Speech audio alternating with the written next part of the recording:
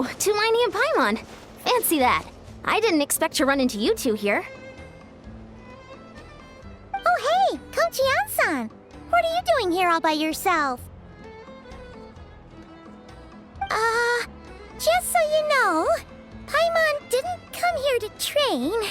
Paimon's not looking to sign up for any diet plan or bodybuilding class right now. All right, got it. But seriously, what do you take me for? Some coach from hell? I'd never force a student into something they didn't want to do. That being said, a little aerobic exercise would probably do you some good. You could take over my patrol for a while. That would count. Yeah, all jokes aside, you're right. I'm looking for some help. The Collective of Plenty is holding a bodybuilding competition soon, and so many people have been busy squeezing in their last-minute workouts that we've run out of staff for patrols. Oh, so you've stepped in to cover their work. But don't you have a last-minute workout to do too? I'm good. For one thing, I believe peak conditioning can only be achieved through consistent training over a long time span.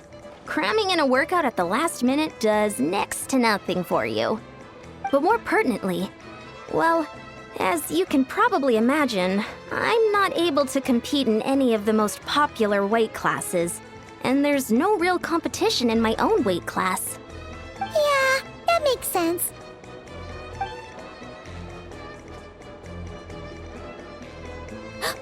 Oh no! Don't look at Paimon like that! We are not the same weight class, and no way is Paimon competing against you! Traveler, let's just help with the patrol, alright? Otherwise, Yan-san's gonna make Paimon enter a bodybuilding competition! Perfect. I managed to get you on board with just one look. Thank you both. It should be pretty routine. Just keep your eyes peeled and make sure nothing strange is going on in the area. That'll free me up to check the other section. Let's meet back at the settlement when we're both done. Sure thing. Just leave it to us.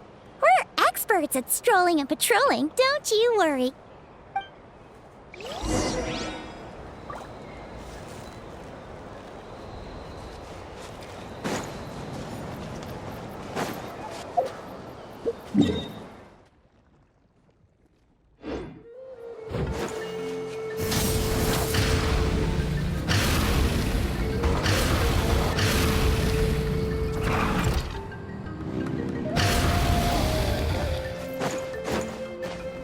Hip.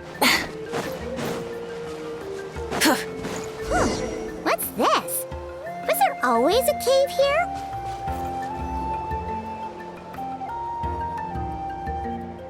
Hey, there's a hilichurl here. Is it sleeping? Doesn't look very hostile. Why is it hiding away here? You woke it up! Huh? It ran away! Oh, guess our reputation in Natland is more fearsome than we thought. Even hilichurls don't want to mess with us now. You mean that shiny thing? Huh. Must have dropped it as it ran off. Huh. Paimon bets that hilichurl thought it was a priceless treasure. It was probably planning to hide it here for safekeeping. Until we showed up. Let Paimon take a look. Hilichurls aren't the brightest, so it might not be worth much, but still. What is it? You look so serious all of a sudden. Isn't this just a regular old key? The style is unusual, though. Doesn't look Natlanese. Where do you think it's from?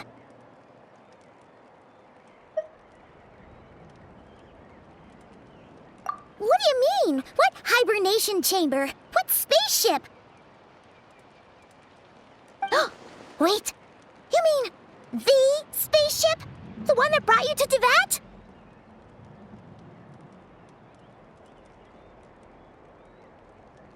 So, how did that key show up here? Are you sure you didn't just drop it?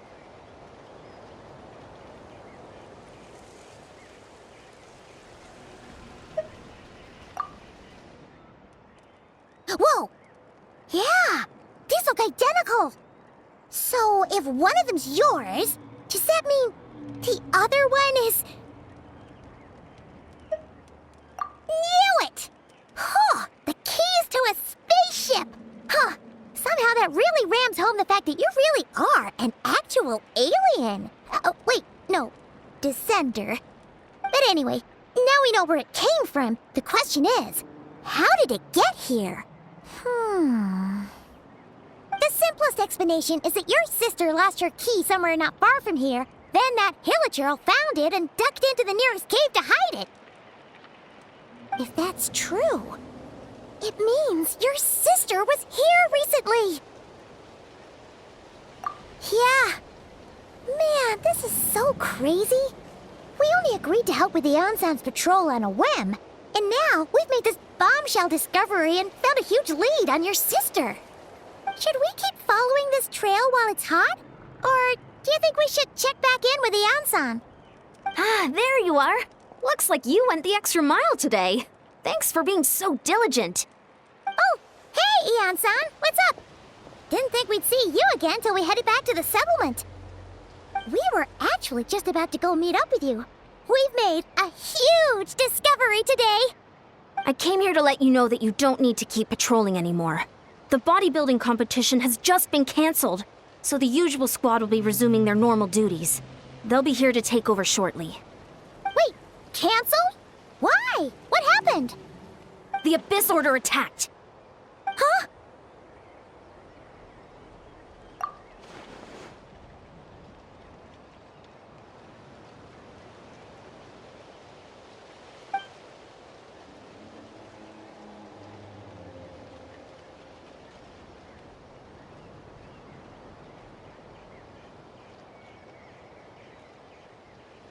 I've heard of the Abyss Order, but this is the first time I've known them to take organized action on such a large scale.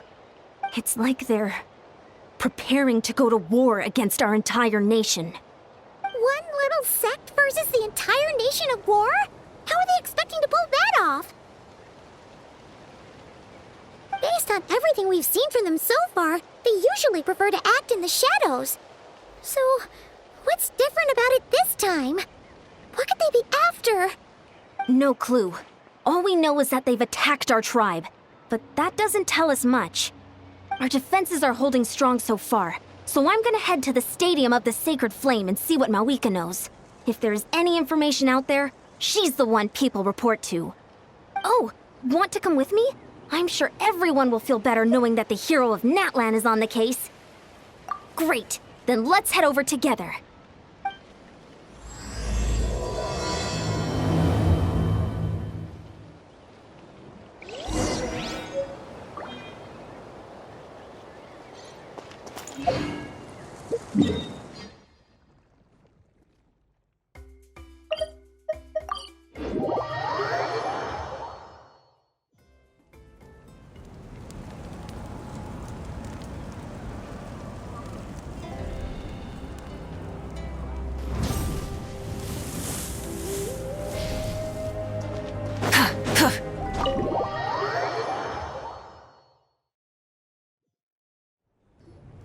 Mawika! Oh? Ah, great timing, Ian-san. I was just about to send someone for you. And it's good to see the travelers with you. How are things looking? What's the latest word from the messengers? The Abyss Order has been spotted near several tribes at the same time. Clearly, this is a coordinated strike. Also, their numbers are much higher than expected. Their organization appears to have grown considerably, but because they're usually so secretive, this is the first we're learning of it. It sounds like they're throwing everything they have at us. What are they trying to achieve? That's what I'd like to know as well. Historically, Natlan has not been a hotbed of Abyss Order activity, and we have no particular quarrel with them. Could it be revenge, perhaps? Would they want to get back at us for our recent victory over the Abyss? Seems unlikely. But then again, Paimon wouldn't put anything past the Abyss Order. It's too early to say anything definite. For the time being, we should continue monitoring the situation. How are the battles going? Not too many casualties, hopefully. Well, even if they're committing all their forces to the fight, they're in for a tough time. Our brave warriors have just emerged victorious from an all-out fight against the Abyss itself. Yep. We have a whole nation's worth of seasoned veterans fighting for us. Compared to the true Abyss, the Abyss Order poses a far smaller threat. They cannot endlessly replenish their forces, for starters. However, this is still a war, so we must give it our all and do our utmost to minimize casualties. The tribes are organizing their defenses as we speak. Traveler, this is one war that Natlan can handle on its own. If you wish to stay out of it, you'll be safe here at the stadium with me.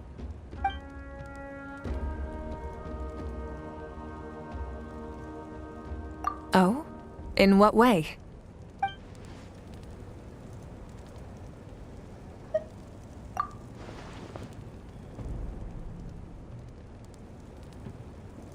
Yep, that's how it is. I see. My goodness, that is very personal indeed. If you don't mind me asking, do you have any idea what her goal could be? Safe to say, they're not exactly on the best terms at the moment. Ever since Paimon met the Traveler, he's been trying to track his sister down and get some answers. But she's been avoiding him. I see. So you two have fallen out. Huh. A pretty common occurrence between siblings. Well, yeah, that may be. But the stakes are a little higher where these two are involved. They certainly are. Although somehow it doesn't surprise me that a spat between the Traveler and Twin could affect the fate of the entire world. Just so I'm clear, you're still on Natlan's side, and you have no idea what your sibling is after. Is that right?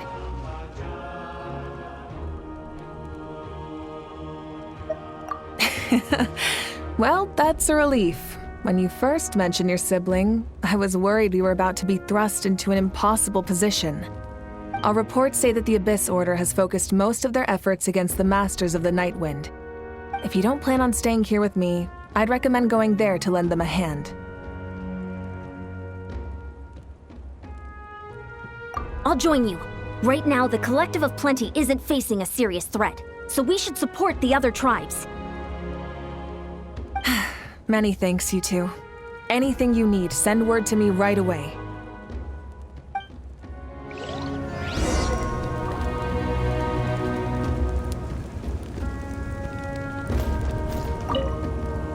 And don't worry, you're still Natlan's hero. I'm not gonna blame you for something your sibling has done. Still, if we manage to find your sister, you wouldn't mind if I gave her a good punch to teach her a lesson, would you?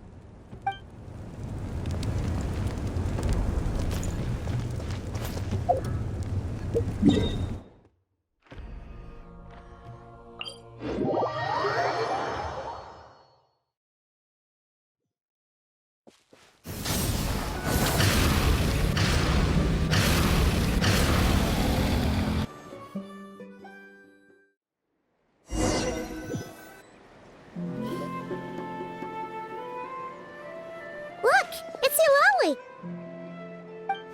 Huh, I wasn't expecting to see you here. Are you here to reinforce us? How are things looking? Mawika told us to come here. Oh, the situation must be pretty dire if it's managed to get Eulalie out of the house. Dire? No, I wouldn't go that far. It's mostly just irritating. I heard we're being hit the hardest out of all the tribes. What are they trying to imply? They just think we're pushovers or something? The more I thought about it, the angrier I got. I couldn't exactly concentrate on my novel after that, so... well, here I am. So, that's how they earned the ire of Granny Eatsley, huh? They call themselves the Abyss Order, yes? Ugh, so tasteless. It's exactly the kind of two-dimensional name a clueless writer picks because they don't trust the rest of their writing to persuade the reader of who the real villains are. Hey! She's saying your sister has poor taste. Wait, what?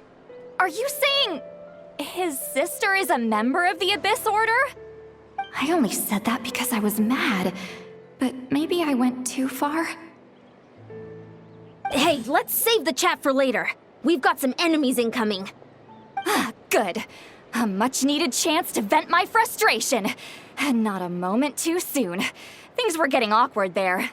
Luckily, I'll never have to find out just how badly the rest of that conversation was gonna go. You didn't have to say that last part out loud, Sweet Lolly. Anyway, let's get 'em!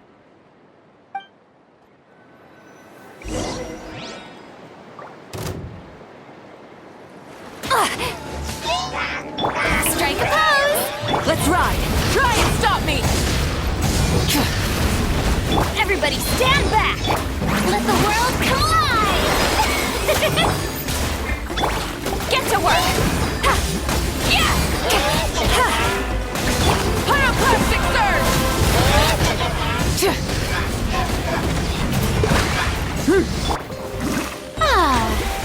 Let my name echo in song! Show no mercy! Ship! May I... Rise with the sun!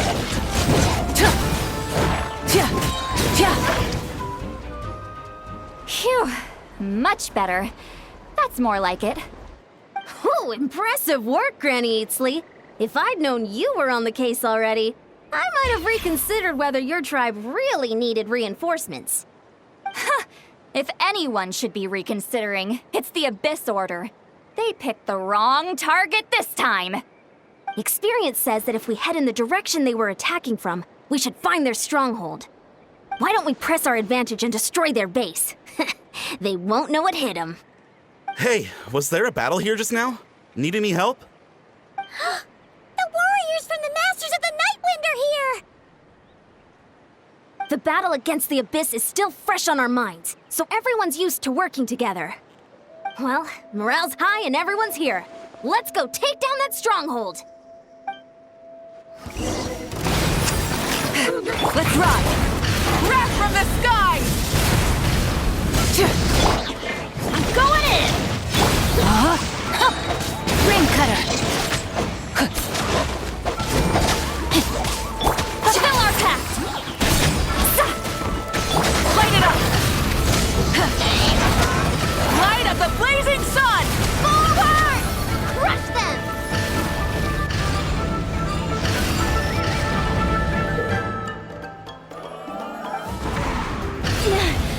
What is that thing? It's like it's draining the strength right from my body.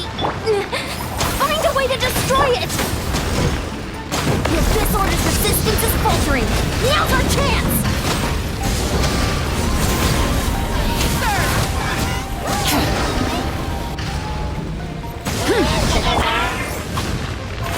Oh, brilliant!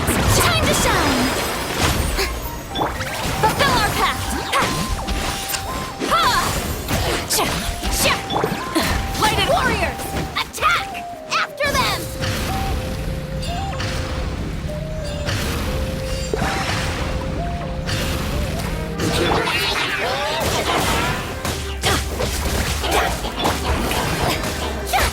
Burn it down! Light up the blazing sun! You must be the boss here. Time to show you what happens when you mess with the Masters of the Nightwind! Resist the Abyss but pay the price!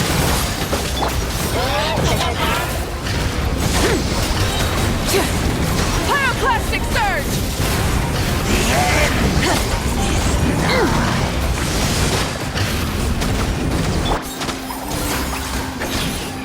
You two! Time to end them! Shower me with praise! Light it up!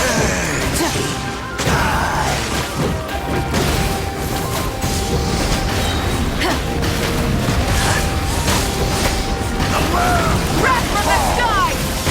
The world will Teamwork is dreamwork! This stronghold is neutralized. Good work, everyone. The Abyss Order's all bark and no bite. To be honest, this was anticlimactic. I was hoping for a personal apology at the very least. And ideally, a whole speech acknowledging the superior might of the Masters of the Night Wind. Well, whatever. I'll just have to make up for it with some extra wine at the victory feast. With the stronghold cleared, this area should be safe for the time being. But still, something tells me we can't afford to let our guard down yet. Maybe it's just me, but an enemy under siege normally defends their stronghold at all costs. The fighting gets more and more intense right till the bitter end. But this time was different. With a few exceptions, most of the enemies here gave up and fled the moment that... well, I don't know, but it seemed like they sensed something. Huh? Not sure I follow. They did a tactical retreat, that's all. It's just a different strategy. I'm not convinced. Don't forget, they're radicals who chose to wage war on an entire nation. They don't do things in half measures. It seems out of character to cut their losses and run like that. So you're saying there's more to this than meets the eye? I'm saying we don't know enough to be sure of anything at this stage. So let's stay alert and keep our defenses at the ready.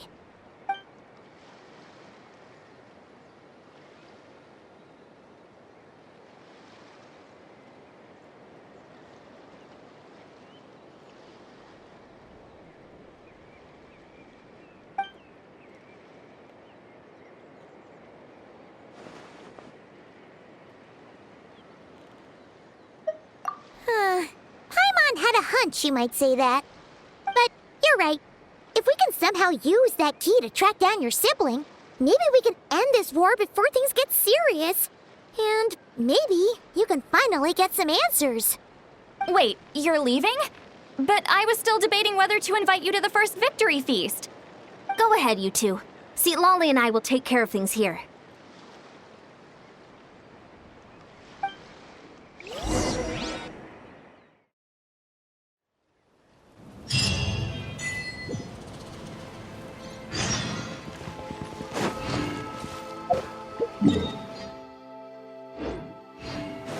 Let's ride!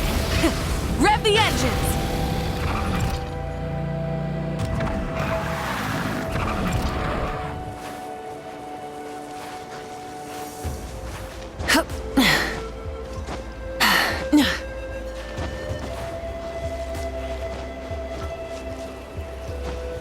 Hip.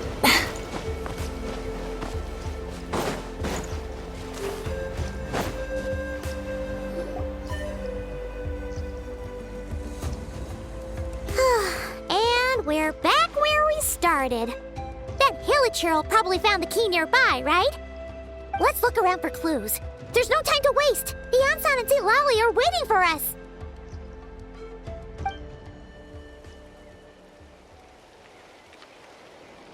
Oh, we've scoured the entire area, but still nothing. How the heck did the key end up in that Hilichurl's hands? Are we supposed to believe that it just fell out of your sister's pocket as she passed by? Huh. Seems kind of ludicrous to lose something so important in such a dumb way. But then again, who knows? Sometimes in life, things just go missing and that's that. Oh, thank goodness! Someone's here. Please help me! Oh, who are you? What happened?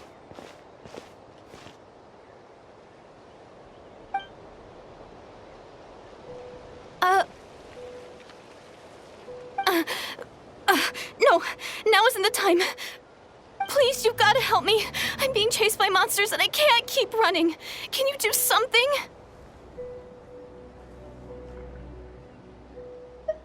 Yeah, where are they? Paimon doesn't see any monsters behind you. Huh? I'm sorry, I don't quite understand. They're almost here. This really isn't the time to be joking around. We're not.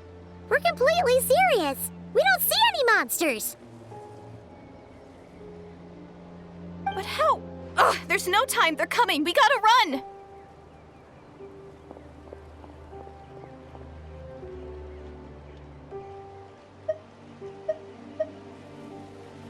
What's wrong with that girl?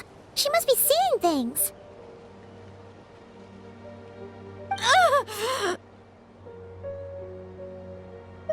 Oh no! It looks like something really hit her.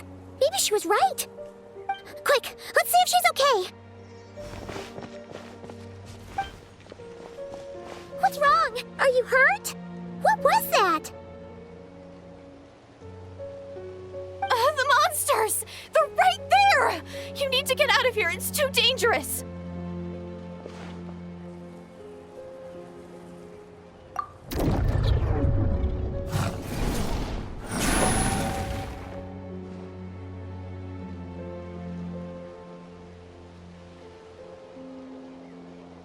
Huh? Oh, now you finally see them. Well, it's about time. I nearly kicked the bucket just now. Great! Thank you, Savior! Savior?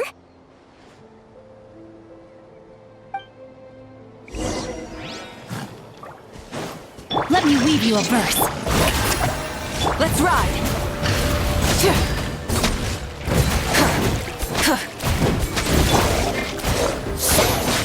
No, my sword!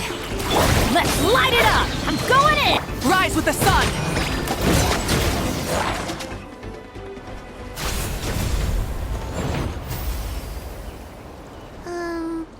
You done? Paimon still can't see anything, so she can't tell. It just looked like you were slicing at thin air. Kinda funny, actually.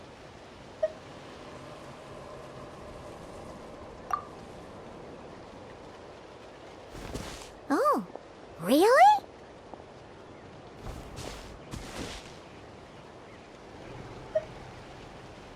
Sure.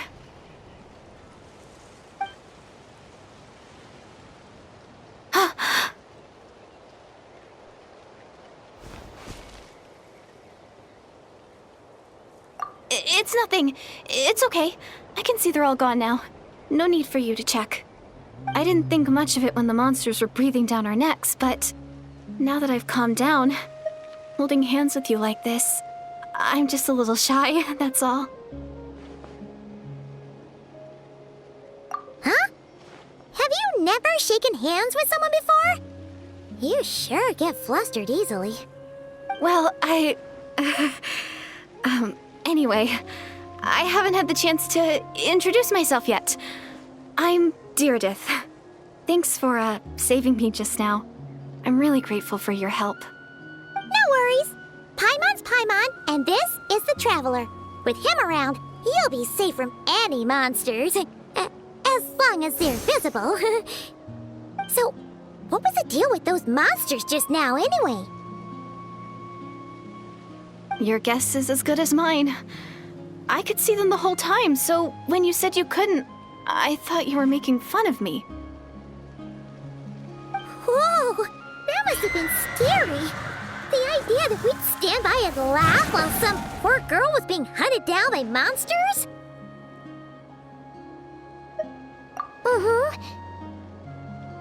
Don't worry, we aren't like that. When we say we can't see something, it's because we really can't see it. But more importantly, did the monsters hurt you? How bad is it? It's nothing serious. But I did sprain my ankle back there. I won't be doing any more running for a while. Good idea. We'll take you.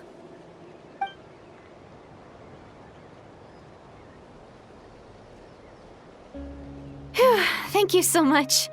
Despite getting injured, I still feel much safer with you around. I'm gonna stay here until I heal up. Don't want to risk running into any more monsters. Yeah, you already took a big enough risk coming out here all on your own. So, where are you from, Deirdith? A small village, far away from here. I walked for what seemed like forever and lost my way, so... yeah, I have no idea where I am anymore. Maybe all these trials and tribulations are part of the journey. No one said finding the Savior was gonna be easy. Huh. That's the second time you called the Traveler a savior. What's all that about? Oh, sorry. It just slipped out. I was caught off guard. The resemblance is so uncanny. Anyway, let me start from the beginning. There was once a sage who passed through my village. People got the sense that she was truly omniscient. The sage said that doomsday was coming. But as that day approached, a savior would reveal themselves to us. The day of disaster is almost upon us, so my grandmother begged me to leave the village and find the savior before it's too late. Doomsday? I've heard people talk about the savior since I was a kid. Growing up, it really made an impression on me.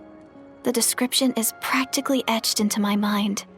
So when I saw your golden hair for the first time, it was like this image that's existed in my mind's eye all these years suddenly came to life. Everything matched. Oh, so that's why you were lost for words when you first saw him. Well, the Traveler's definitely got what it takes to be a savior. And he's already got a ton of titles, so he won't mind one extra. Actually, I don't think it's him. What? But didn't you say that everything matched? Everything except the gender. The savior was described as a young woman. Oh, for goodness sake. There are gender requirements to be a savior? Really? Oh, of course. If it's not you, then it's gotta be her. Who? Who is it? You have a sister? Well, then that's it. Oh, it's her. It has to be. Oh, thank goodness. Please, can you take me to see her?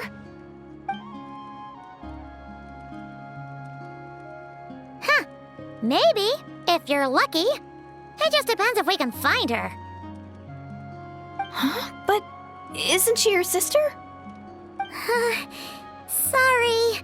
Looks like Paimon steered this conversation back to the fallout between you two. It wasn't on purpose, but that's the reality, so it's hard to avoid. Okay, fair enough. But since you're looking for her anyway, why don't we team up? We might stand a better chance if we work together. Yes, everyone says that the disaster is inevitable. But the Savior will rescue us all from our pain and suffering. I've always dreamed of meeting the Savior. Do you really buy this whole doomsday thing? Seems kind of far-fetched.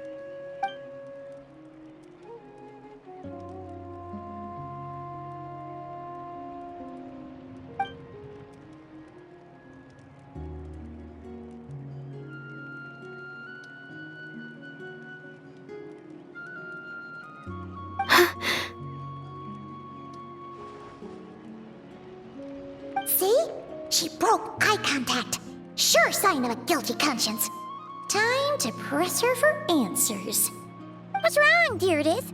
Something's clearly bothering you. You want to tell us what's going through your mind? Oh, I just, how should I put it? The Traveler looks just like the savior of my dreams. And it's not every day that the savior of your dreams swoops in and saves the day in your moment of crisis. So I'm just a little overwhelmed, that's all. 3 seconds of unbroken eye contact is the limit. I don't think my mind and body can handle any more than that. What do you mean, limit? What happens after 3 seconds?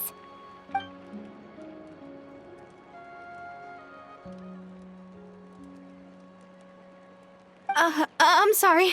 Please forget that I said anything. Let's just leave it there for now. Like I said, I'm going to hide here until I feel well enough to move again. If you manage to find the Savior in the meantime, please come and let me know. Thank you. Are you sure you'll be okay here on your own? Do you have enough to eat? I'll be fine. I might not be much of a fighter, but I know how to stay hidden. And if I get hungry, I'm sure I'll find something around here. Don't worry about that. All right then. Well, take care. Being on your own isn't easy.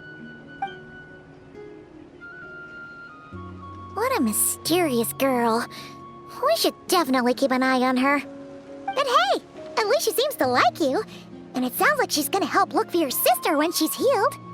Anyway, this is probably all the progress we're gonna make for now. Let's head back to the Masters of the Night Wind and see if they need our help.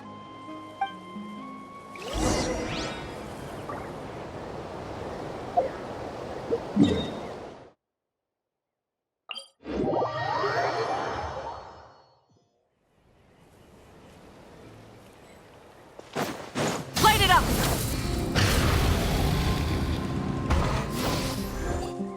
Oh, you're back! How did it go? Find anything? Nothing substantial, unfortunately. But we had the weirdest experience. So I take it that the war's still on? That's okay. I just wasn't sure, because things seemed to be at a standstill while you were gone. The Abyss Order hasn't attacked us, and since we don't know what they're planning, we haven't made a move either. In a word, it's a stalemate. The guards have been keeping watch around the clock, but for everyone else, you wouldn't even know we're at war. Huh. Really makes you wonder what the Abyss Order's thinking. I was wondering, Traveler, if you have the time, could you go and pay a visit to the guards? They've been working a pretty demanding schedule. I was gonna go see them myself, but I'm sure they'd appreciate a visit from the greatest hero of our time. Oh, but you're a great hero too, Yan-san. Great. Thanks, you two.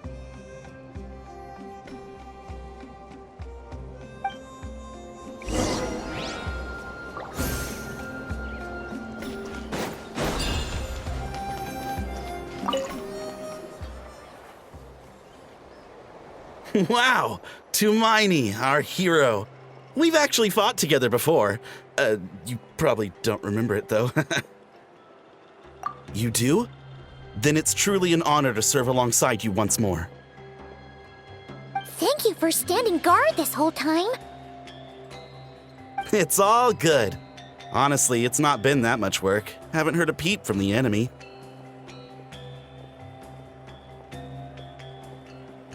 Nothing that would indicate an impending attack. I've spotted a bunch of Abyss Order operatives, but they weren't acting hostile, just hanging around. There were even moments when they seemed to be meditating. At least, that's what it looked like to me. Maybe it's part of their religion or something. Out of an abundance of caution, I asked some shamans from the tribe to take a look and see if there was anything nefarious at work. But they didn't sense anything untoward, so we just put it down to religious ceremony and left them to it. Interesting. Oh well, the more time they spend meditating, the less time they spend trying to beat us to a pulp. Well, the shamans didn't raise any concerns, so how bad could it be? As far as I'm concerned, so long as they don't pose an active threat, they can do all the cult worship activities they want. Besides, as soon as everything's in place and we're ready for an all-out offensive, there'll be no match for us. Huh.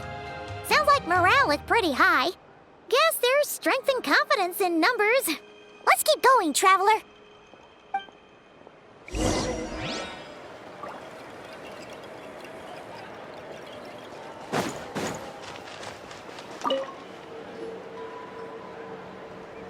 Huh?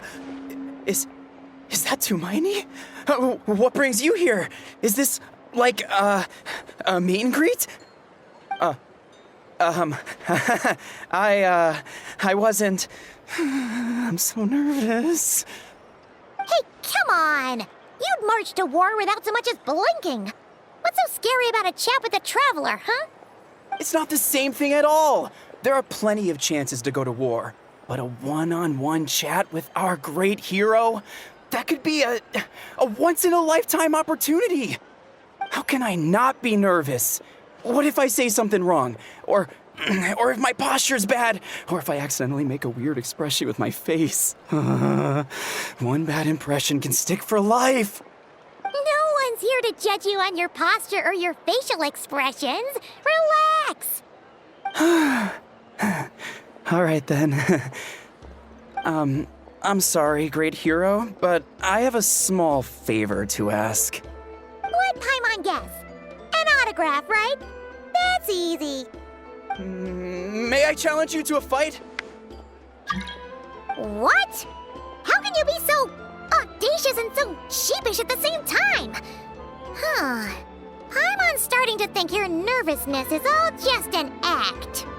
No, of course not. I just figured that if I don't ask now, I'll regret it for the rest of my life.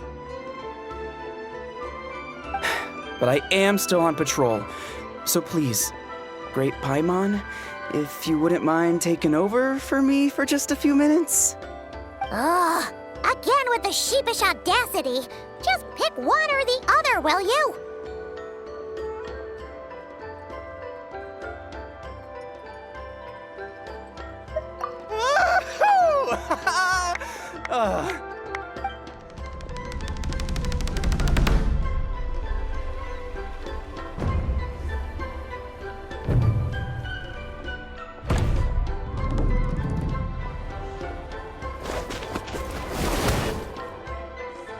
Obviously, I never expected to win, but until now, I didn't appreciate just how great the gulf was between us. I'll be bragging about the day I got to spar with Tumaini for the rest of my life. Today's really my lucky day. Oh, Paimon can't keep up with you. Your tone has changed all over again. Now you've had a spar with the Traveler. What gives?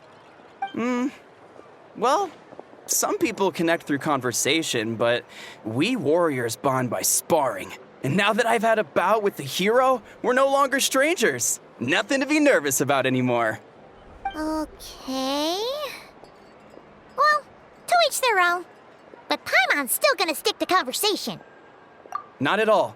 We haven't spotted any new enemy movements. As Paimon expected, nothing here either. Let's do another lap and get back to Yan-san.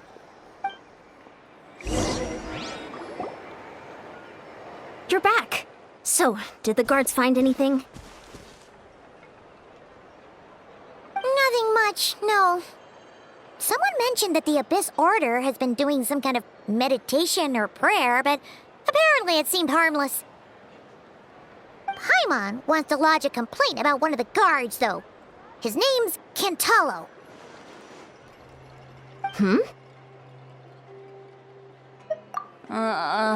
Traveler? You're back already? And no one thought to wake me up, huh? In fairness, you look pretty hungover. Can't imagine anyone wanting to wake you up in that state. I'll have you know I'm perfectly sober when I'm hungover. Okay. I'll admit that sounds strange at face value, but regardless, what I meant to say is, I heard something about the Abyss Order engaging in meditation. Yeah, that's right. Does that mean anything to you, Siglali? I sensed something strange in my dream. It was vague, but it seemed as if some noise had found its way into Natlan's ley lines. Oh, what does that mean? Hard to say. I don't think it had any tangible effect on the Night Kingdom or on our ley lines, but still, it's like a signal that exists on a different dimension of reality. It might not interfere with ours or pose any detectable risk, but I just get the sense that something strange is going on. Oh, so even someone as familiar with the ley lines as you can't tell what's going on. No wonder the shamans that Satura called to the front lines couldn't sense anything. Yan-san, I think we should go talk to the chiefs. There's no point dragging this out. We need to take the initiative and drive the Abyss Order out of Natlan for good. If that's the Council of Granny Eatsley, I'm sure the chiefs will agree. But it will still take us some time to gather the required force. In war, adequate planning and preparation is the key to victory. Sure, but the finer details aren't my concern. Anyway, I'll leave you to it. Just remember to come find me when you're ready to talk to the chiefs. Oh? Sure, what is it? Huh, you mean only select individuals can see them? Now that's a strange one. I guess they could be manifestations of a disturbed psyche? Or extreme negativity embodied in physical form? It could also be a simple case of dead monsters whose souls got stuck here somehow. Well, I say simple. Things quickly get confusing when you start looking into monster souls.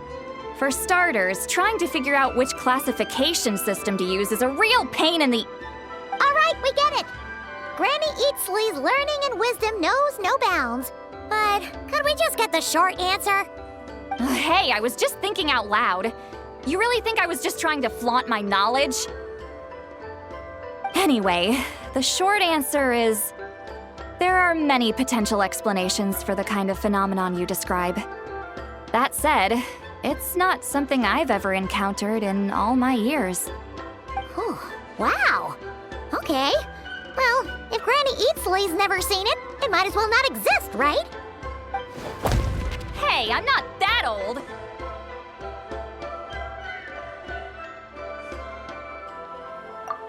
Care to elaborate on what happened? This all sounds rather mysterious.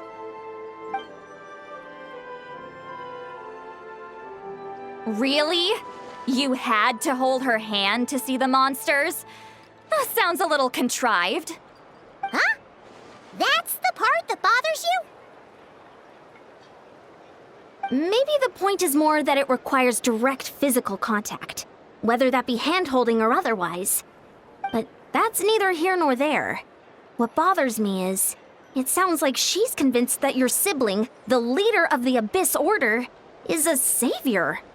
That really makes me question whose side this girl is on, and whether what she told you about her background is actually the truth. Sorry if that comes across as paranoid. It's just hard not to be suspicious of everything when we're in the middle of a war. Actually, Paimon feels like you make a fair point. Whoever this girl is, she sounds like bad news. Okay, well, you're clearly just jumping to conclusions. It's hard to know what to make of it. A young lady all by herself, lost in the middle of nowhere, sees monsters that no one else can, calls the leader of the Abyss Order her savior. At the very least, we should remain vigilant. Keep a close watch on her. Sounds sensible. On that note, we probably shouldn't have left her by herself in that cave. Traveler, we still need some time to muster our forces. Maybe you could check on her if you're not busy. Just be careful. It's settled then. Let's go check on her.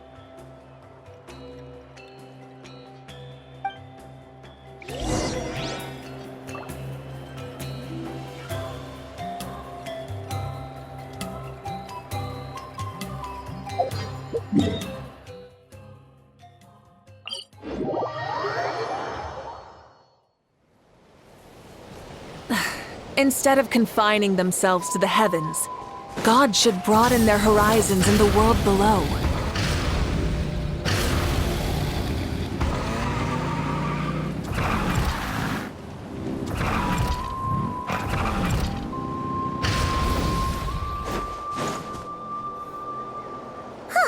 Here we are.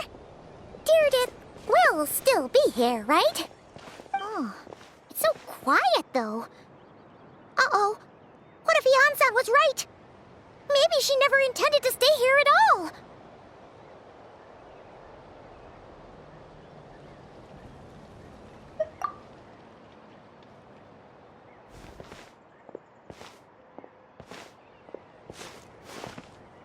Traveler, watch out!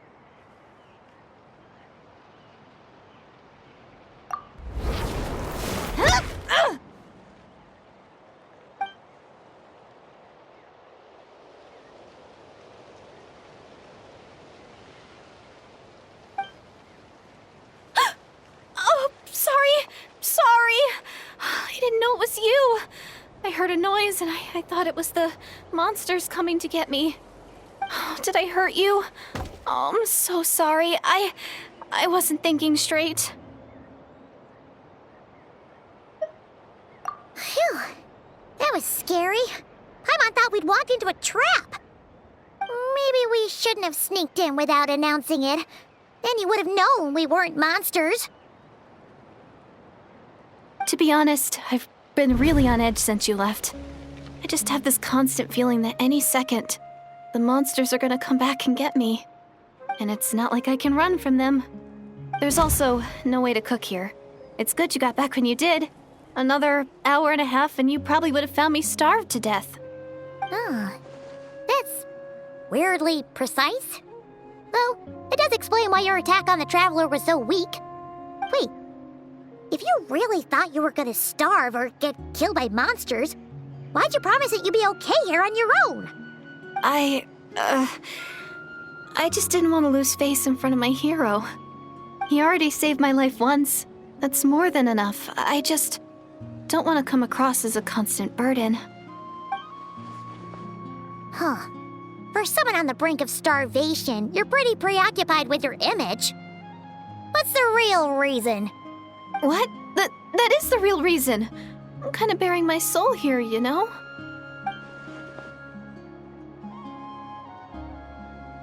Anyway, so, could you make me some food now?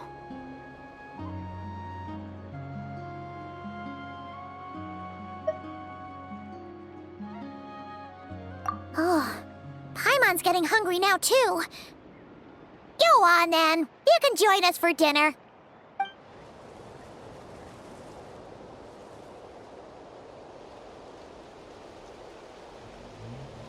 Whew.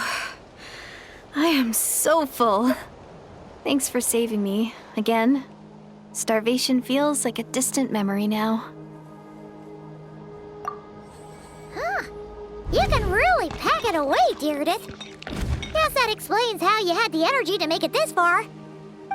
I tried so hard to hold back, but it looks like I still came across like a total glutton. Paimon didn't even realize how late it is. Hey, the night sky here is really pretty. Yeah, and it's all thanks to you both that I'm able to relax and enjoy it. I was cooped up in that cave the whole time you were gone. Now, I'm finally out. The air seems fresher, and the stars more beautiful than ever before.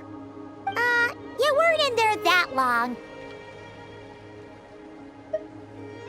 When I was young, I used to lie on the roof of my house, gazing up at the stars. And often, my mind would drift to this question. Is this starry sky actually real?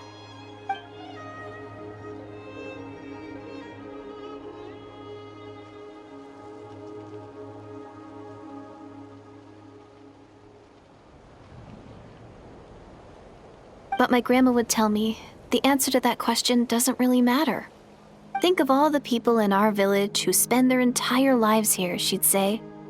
To them, that little village is their whole world. And so, if it's our destiny to live beneath this sky all our lives, then whatever may or may not lie beyond, this is our world, and that sky is real to us. Paimon kinda gets you, but also not really. Is it kind of like how journeying with the Traveler is everything to Paimon right now?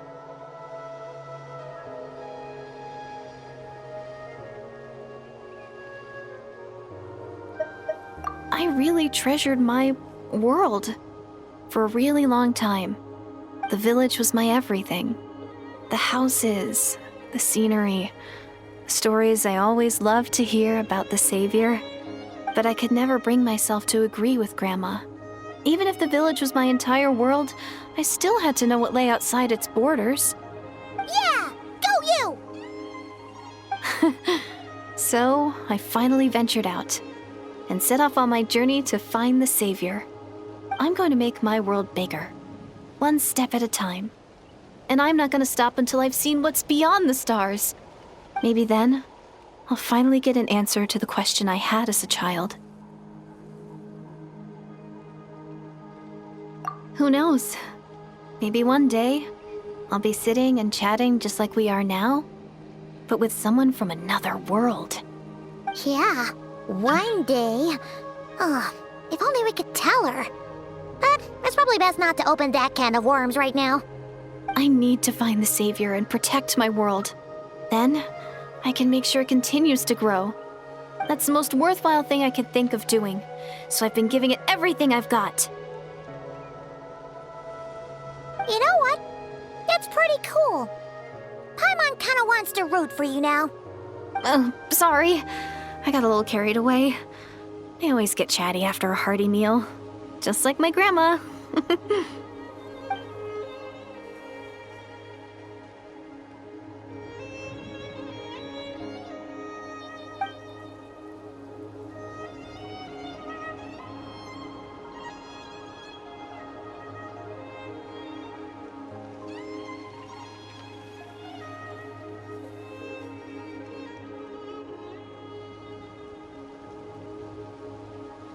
Hold on. Shh.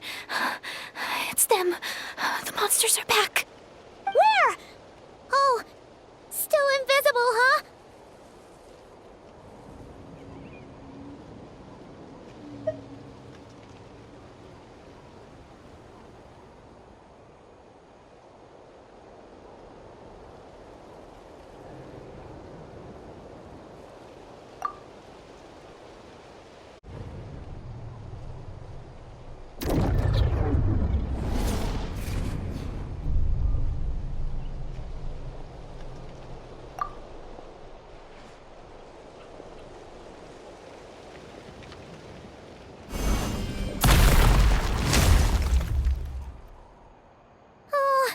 Paimon still can't see anything.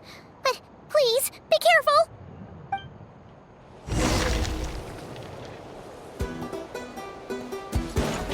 Yoo-hoo! Let's ride! Light up the blazing sun!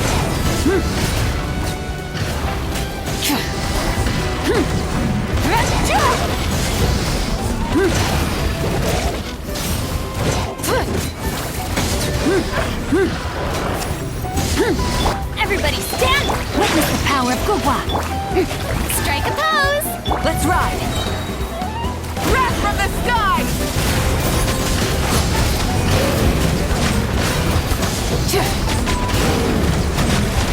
Full throttle!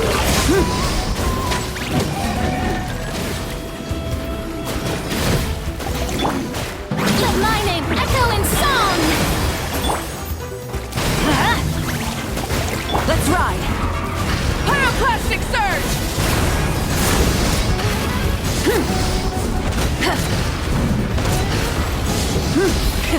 Rev the engines! Teamwork is strength! Rain outlines your fate! Let's ride! Huh? Wow, that was fast. Did you get all of them? Paimon's slowly but surely getting used to the sight of you fighting thin air.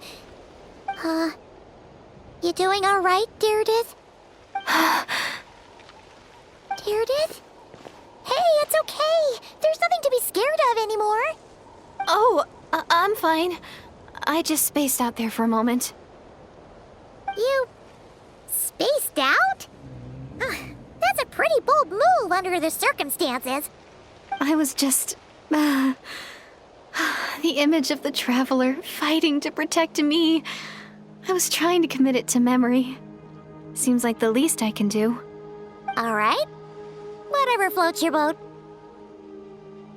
Anyway, there are no more monsters in the area, and it's getting late.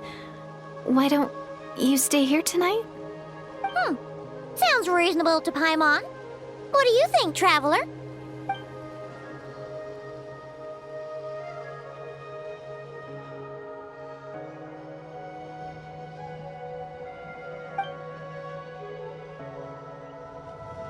All right. Deirdith will be... Huh? Deirdith? Why are you going in alone?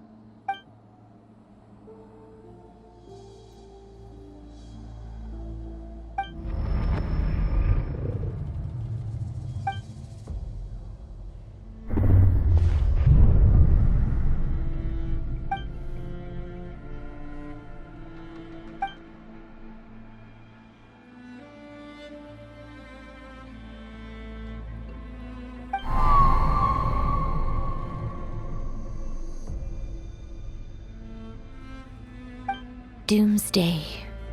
A fitting name indeed.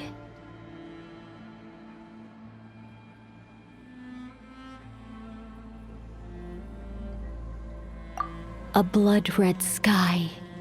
Wild beasts that slaughter all in sight. Endless pain. A terrible curse that cannot be reversed. And the birth of a savior.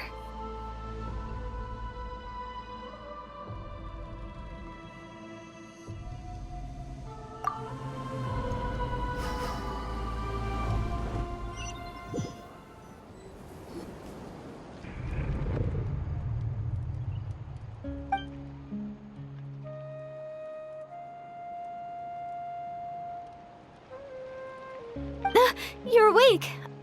I'm sorry. I didn't mean to,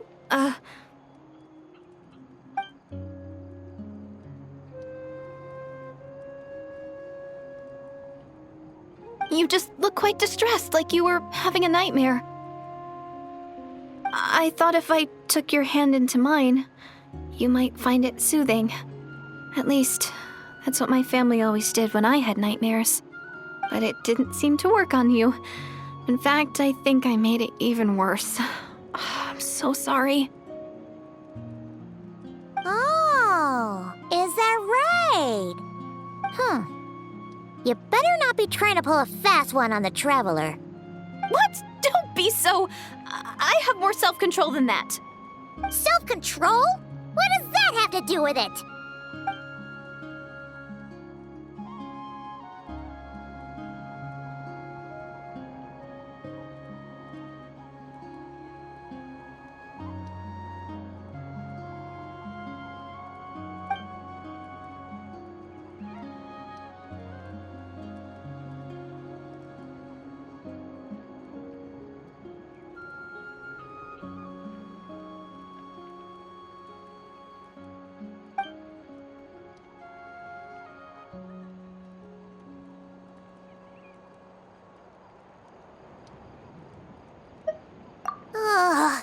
No way is Paimon getting back to sleep after this. You go ahead. But for the rest of the night, Paimon is staying up to keep an eye on this young lady. Oh, do I really seem that shady to you?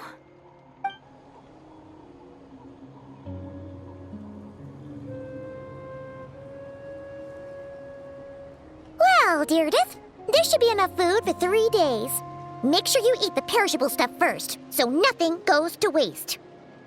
You can't tell which stuff is perishable, right? Yeah, I can tell from the ingredients. Thank you so much for making all this for me. 3 days will definitely be enough time for my ankle to heal. Then I'll continue on my journey to find the Savior. All right, then we'll be off. Bye for now, Deirdith. See you? Wait! But if this is goodbye, how am I supposed to find you again? Oh, I mean, what if I find your sibling? How am I supposed to let you know? Ah, that's a good point. We share the same goal, but we're constantly on the road, so we've got no fixed address. How about this? When the time comes, you can just write a letter to Mawika. She'll be able to find us for sure. Mawika? Who's Mawika?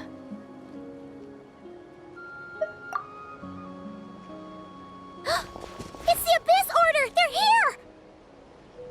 But it doesn't look like they're marching to war. More like they're... running away? Where? What are you talking about? A bunch of Abyss Order thugs! You don't see them? They're heading right this way! That's strange. I guess it's my turn to not be able to see the monsters.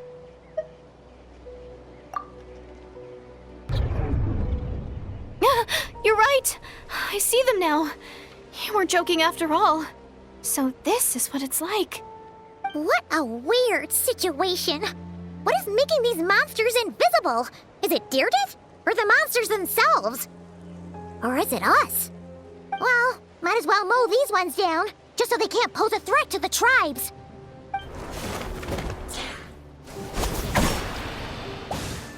Woohoo! All done!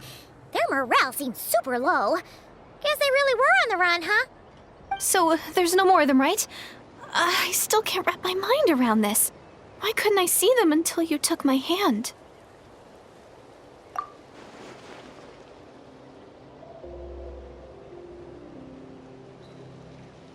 So, any ideas on why those monsters might have been running away? Maybe something went down on the front line. Oh, Paimon's getting a little worried about Eon-san and the others. Let's head back to the Masters of the Night Wind right away. We gotta go. Bye for now, Deirdre. See ya, and please take care.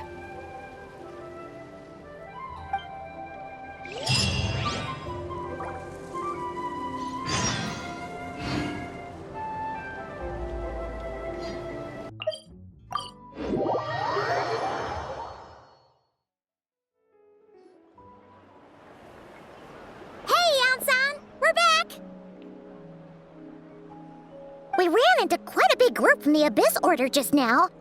Has something happened at the front? The front line has collapsed. Huh? But how? No, relax. Their front line has collapsed, not ours. Oh, feels like you could have phrased that more clearly at the start. But this is good news, right? Why'd you still look so serious? No, we're still mustering troops, nowhere near ready to go on the offensive. So at first, I was also confused about what exactly happened out there. But just now, I got the full story from a guard who was on the scene. He watched the enemy lines crumble in real time. What did he see? One person, just a single individual. They stormed the enemy lines and attacked with a vengeance, cutting them down like paper dolls. They wielded an unknown power and fought with a sword style that no one recognized. The guard who relayed this to me said that before he even had time to react, the enemy was decimated. I'm only recounting what I heard, and I'm sure the guard in question must be exaggerating to some extent. But still, we have to identify this person. And assuming they're a neutral party, we'll need to figure out how to engage with them. Clearly, they're a force to be reckoned with, so we don't want to come across as too weak or too hostile. It's quite a diplomatic conundrum. You don't need to sweat it, Eon-san. From your description, we're already pretty confident that we know this person. Honestly, with the Abyss Order acting out so publicly, it's about time he showed up. Dainsliff!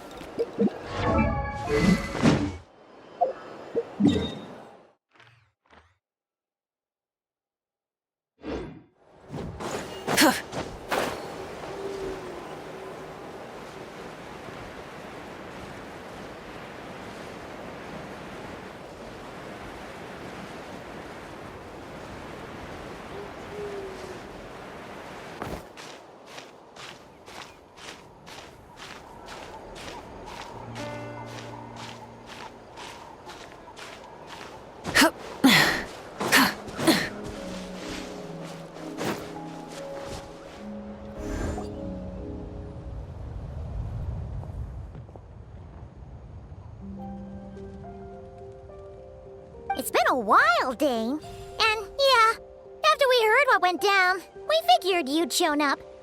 You caused quite a stir, you know. Oh, this is a friend of ours from Natlan. Her name's Eon-san. She insisted on coming here to thank you in person. It is my honor, Mr. Dainsliff. Thank you for breaking the stalemate in our war against the Abyss Order. Natlan is fortunate to share a common enemy with such a mighty warrior as yourself.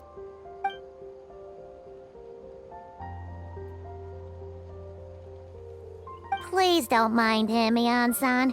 He always talks like that, but he's a pretty nice guy deep down. It's quite all right. Uezo Janssen respects those of great power. It's quite clear that he meant no offense, and I am still delighted to make his acquaintance. Anyway, since you're old friends, I'll leave you to catch up for now. Take your time. Sure thing. You probably have plenty of other stuff to do anyway, right? Since this war isn't exactly over. See you later, Yan-san!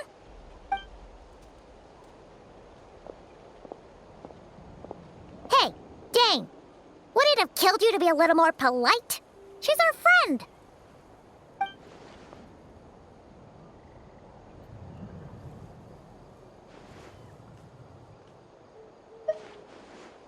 Ugh, so stubborn. But whatever. So anyway, Dane, do you have any new info about the Abyss Order for us? Any idea what they're trying to achieve with this war, for example?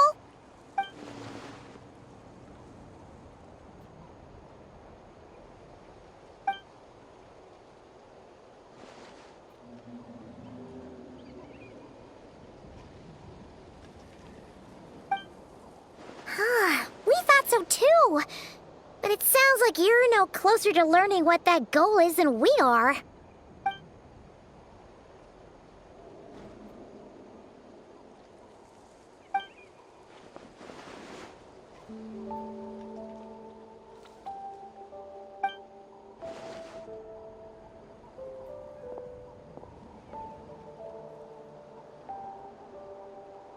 What do you think we should do?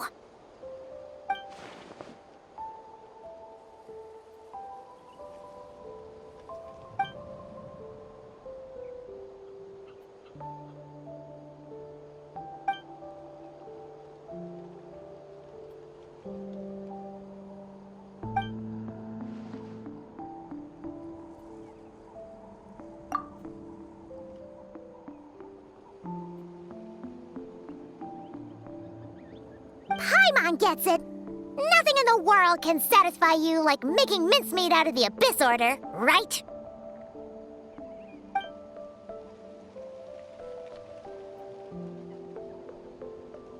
Wow! Okay. A rare, candid response from Dane.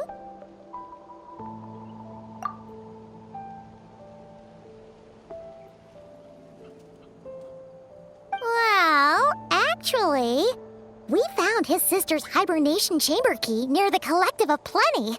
She must have lost it.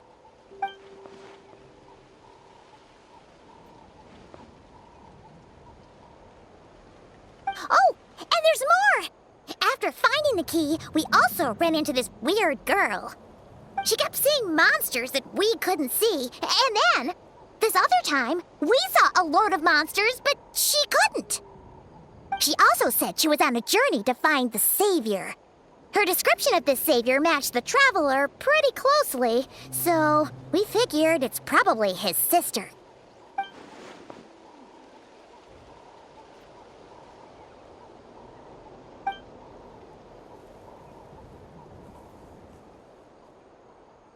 Yeah, that's right. Is something the matter, Dane?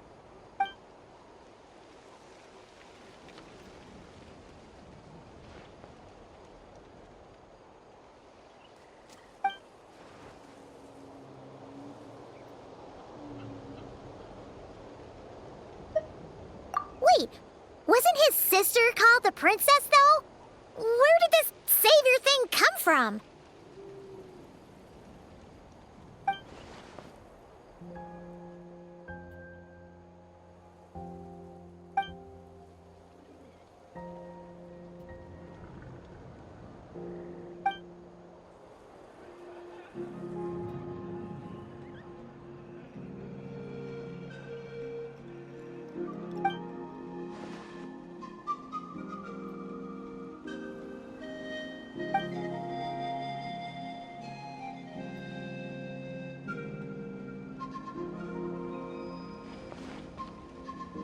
Oh, sounds like the people of Conria really believed in her.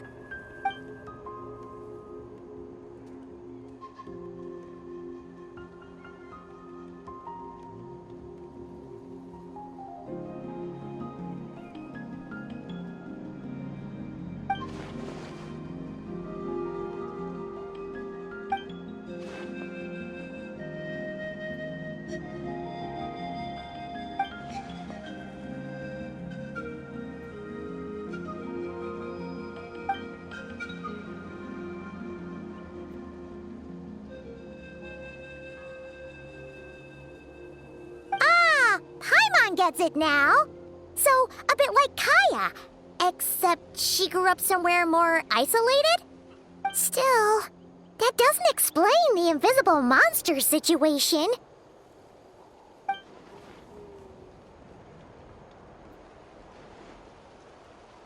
Sure. Also, why don't you stay with us at the Masters of the Night Wind for tonight? You must be tired after all that fighting today.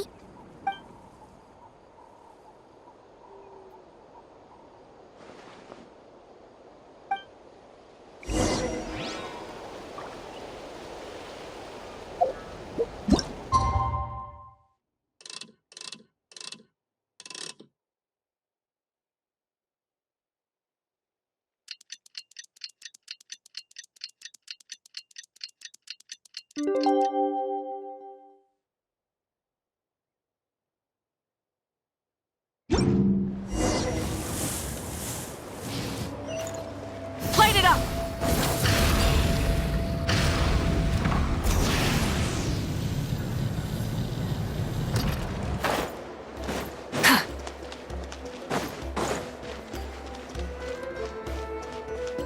Rise with the sun!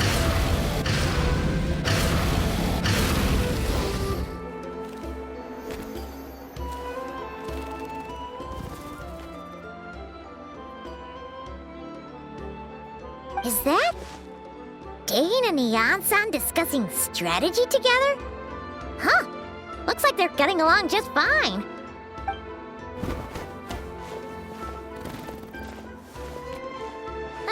Morning! What are you guys talking about? Ah, you're here. I have some good news to share with you. We just got word from the Scions of the Canopy. Their intelligence has reported that they've discovered the Abyss Order's headquarters in Natlan. After their front lines dissolved, the bulk of their forces fell back to that area. It's also where their central command is located. The location? The Cinder City. Cinder City, huh? That tracks. Seems like their kind of place. Hey, this is great! This could be our chance to crush the Abyss Order once and for all! And with any luck, maybe we'll find your sister there too. Yep, our army is almost ready, and we've sent a message to Mawika to let her know the plan. We can't really launch an operation this big without the okay from the Archon.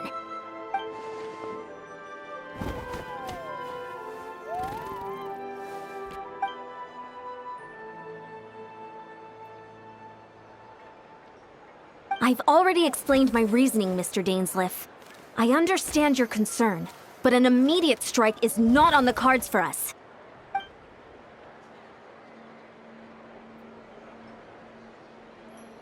You're gonna go on your own? Come on, be sensible. Just wait a tiny bit longer and you'll have a whole army going with you. It's all right.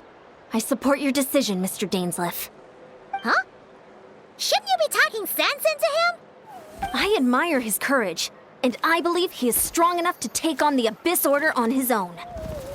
And even if things don't go to plan, he just needs to bide his time until we arrive with reinforcements. Mr. Dainsleif, I wish you the very best of luck.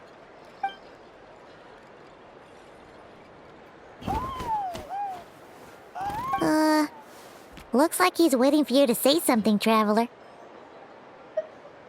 Oh, for a second there, Paimon actually thought he was gonna brave it alone. And then he called his own bluff.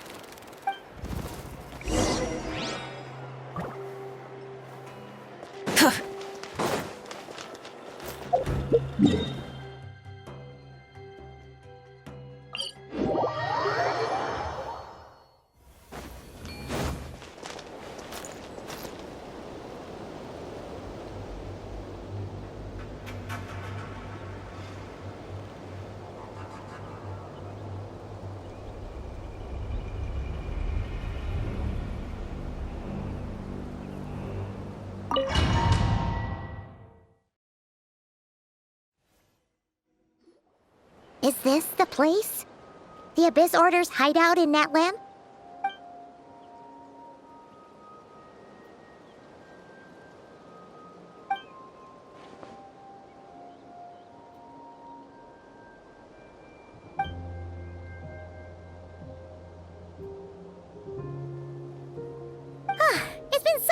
time since we fought with Dane side by side. Paimon's confident we can clear this place out long before Eon-san arrives. And if you get to meet your sister again, even better. Let's go!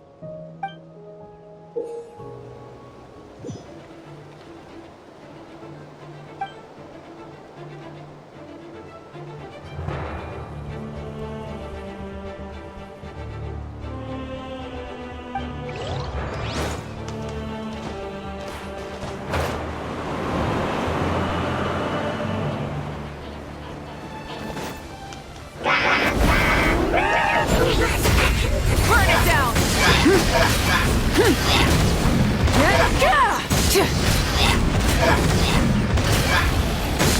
Rain outlines your fate. Time to act.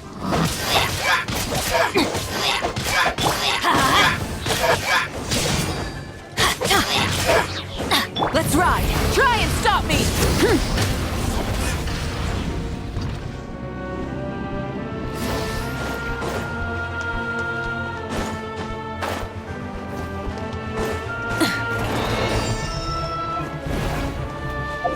Light up the blazing sun!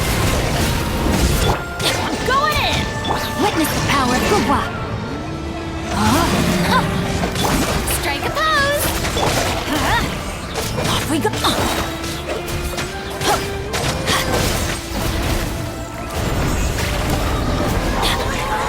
Adventure time! Everybody stand back! Let the world collide!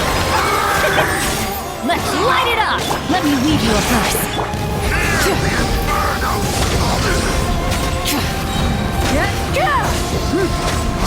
Wrath from the sky!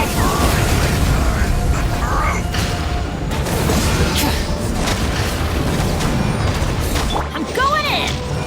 No, my sword! Not good!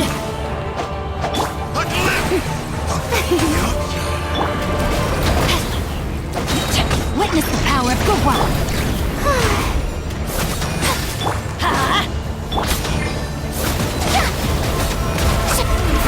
This is a very different battle from the one we fought with Eon-san. No one's backing down. They're fighting back with every... Why do they never miss? Hear the truth. The show begins! Let's ride!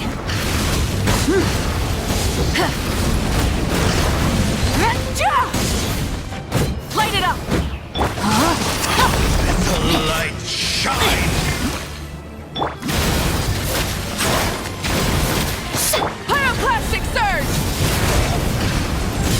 By holy proclamation.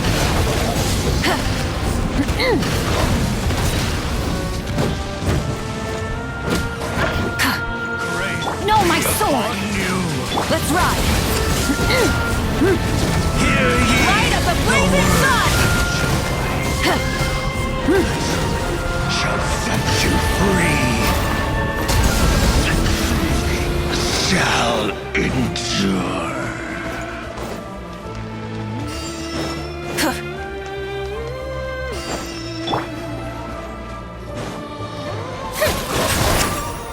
May I present...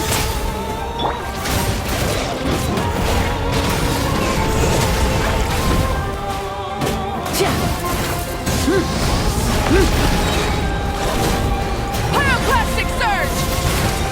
Everybody stand back! Let me weave you a verse.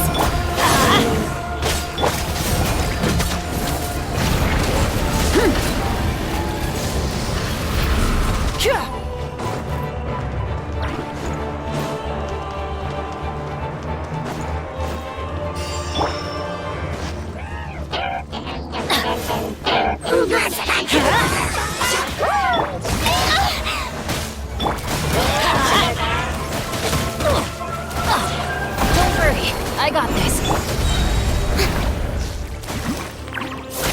Burn it down!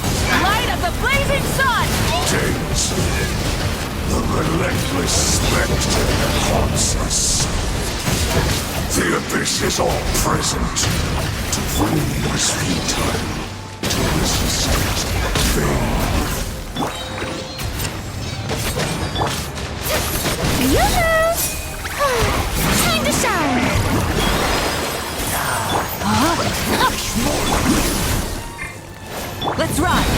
Throttle! Wrath from the sky! Witness the power of gold! I'm going in! Adventure time!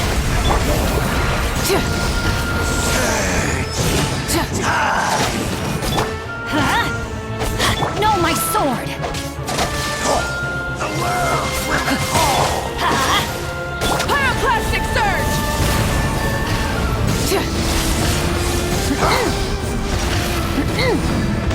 The end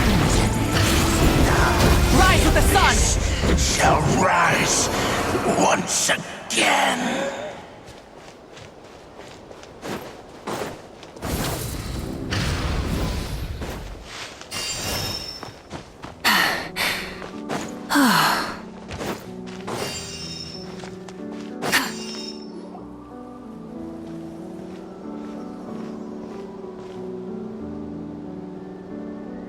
Twilight Sword Dainsleif, is this really what you want?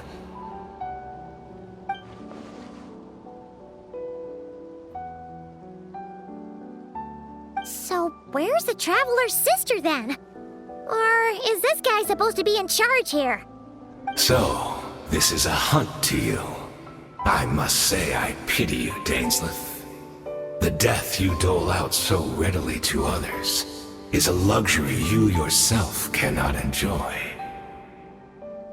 But today, that is the least of your worries. Do you realize that all your years of pursuing us are being rendered utterly meaningless, even as we speak?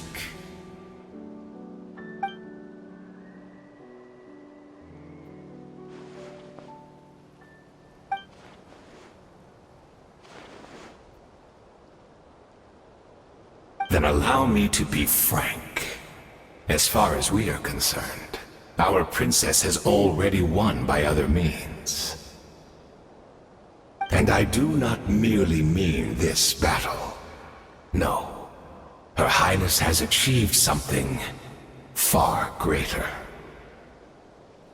For today, the Abyss Order's greatest wish has finally been fulfilled.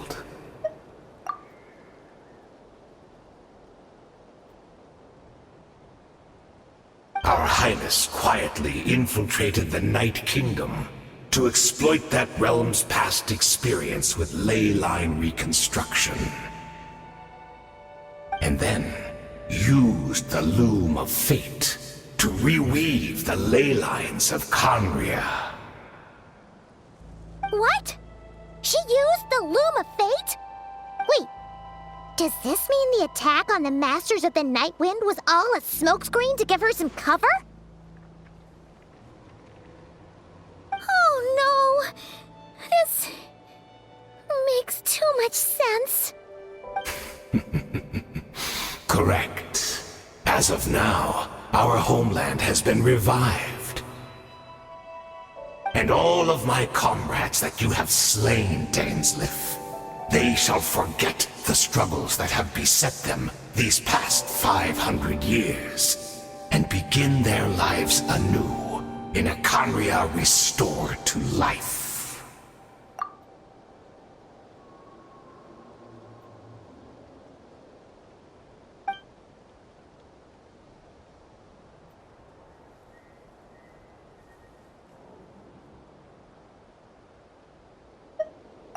Right!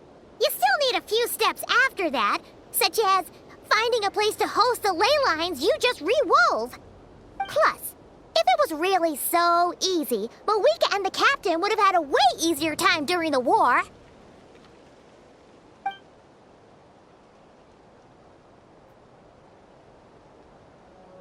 Oh, you poor fools. Clinging to delusions, even after the truth has been plainly revealed to you. Think back on the past few days. Have you truly not noticed anything amiss since the start of the war?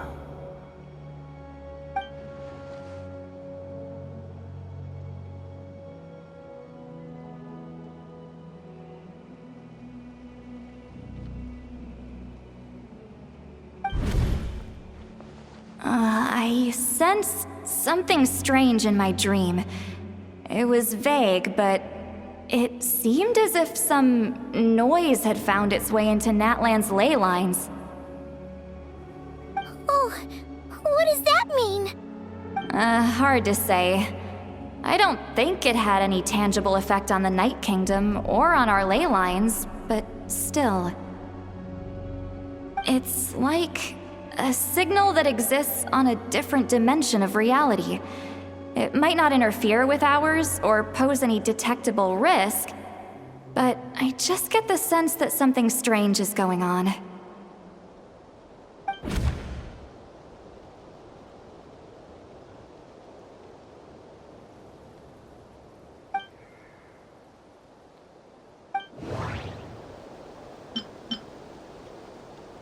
I couldn't see the monsters that Diridith could see. And she couldn't see the ones I could.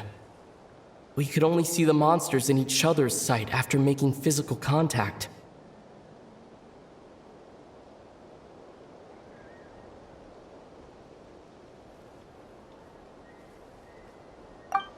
According to a guard stationed near the Masters of the Nightwind, many members of the Abyss Order were seen idling around during the lull in the conflict, even settling down to meditate. The Abyss Order retreated when we attacked their stronghold with Yansan and Seat Lawley. This isn't their usual style.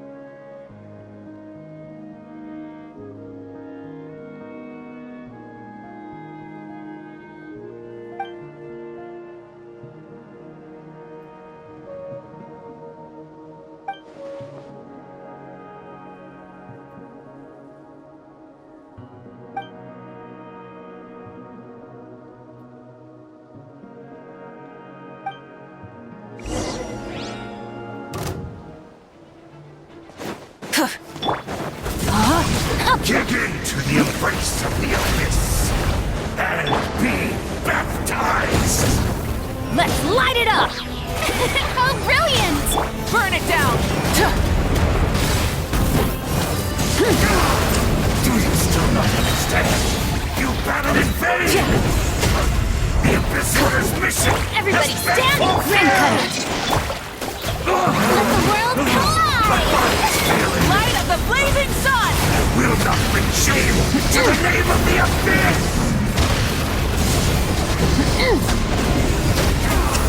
Do you still not understand? Rise of the sun! In vain! The Abyss Order... That should be all of them, right? So, we've destroyed the Abyss Order's headquarters in Natlan, but somehow, that didn't feel satisfying at all. Are you still thinking about what that guy said? You look really worried.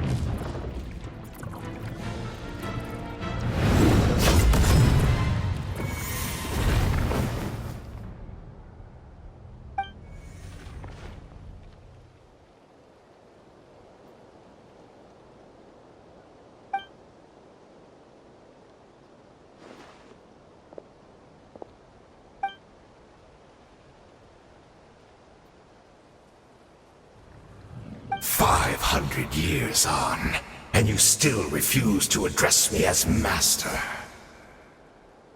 Don't forget, Dainsleif. You may be the renowned Twilight Sword, while my arm has grown too feeble to swing a blade. But I taught you everything you know about wielding a blade.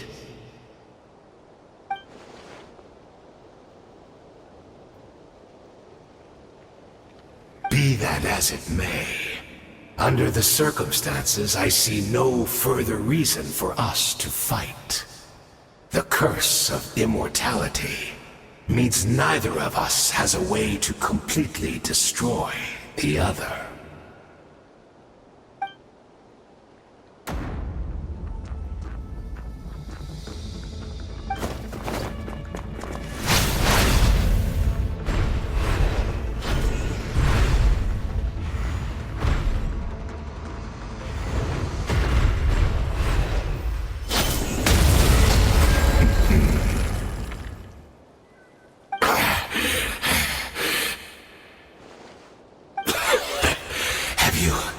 Finally had enough. You were joking then, huh? Never, in all my worst nightmares, have I experienced anything close to the pain of 100 deaths. Surely, there's no point taking out all your hatred on me alone.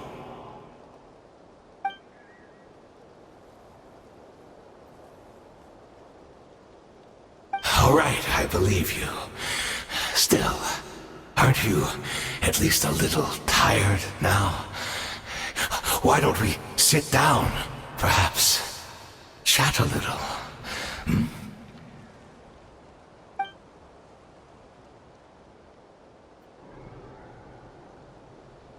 What?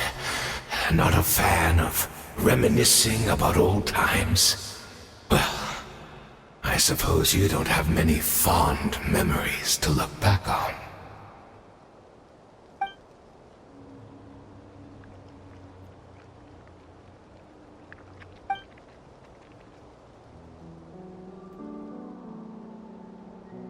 Indeed. When the cataclysm first struck, everyone prayed for the Savior to deliver them. But she was nowhere to be found. Yes, we knew that the great abyssal power within her had been divided up. Yet we still despaired at her choice to leave us. Still, I believe that everything she's doing now, including her regret over what happened, comes from a genuine place in her heart. And besides, who else can we place our faith in? We are proud Conrians, are we not? I mean, we can hardly turn to the gods.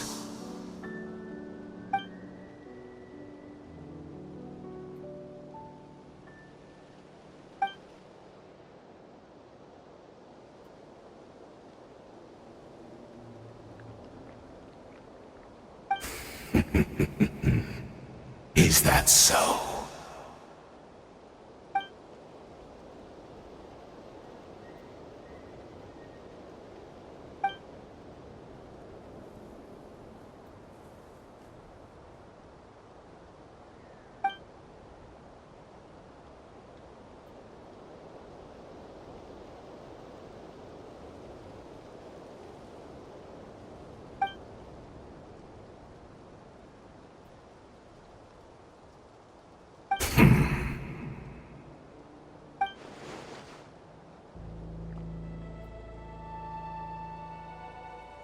I'm sorry, Dainsleif. I would apologize to you for those actions, truly. But the fact is, I honestly can't remember them anymore.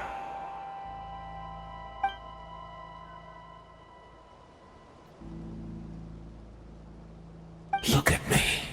Look at what has become of me. Only by the Abyss's grace have I managed to maintain this physical form. But as for the rest, memories, spirit, emotions, personality, they have long become eroded, fragmented beyond recognition. Even if mine was a past steeped in sin, or in shame I once longed to hide, I would wish to remember it. Without my history, I fear I will become another person entirely. I would like to apologize for any misdeeds that are mine. So please, tell me everything. Tell me about the Khaenri'ah we once called a home.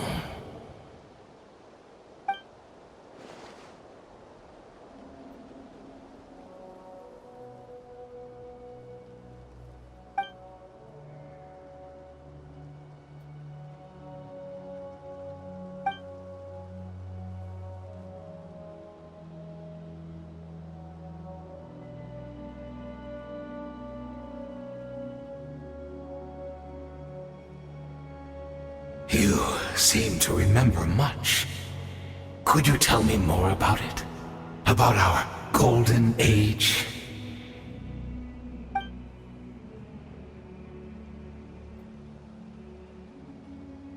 Is that so? What a pity. But this will be quite sufficient, as long as the loom of fate heard what I could not.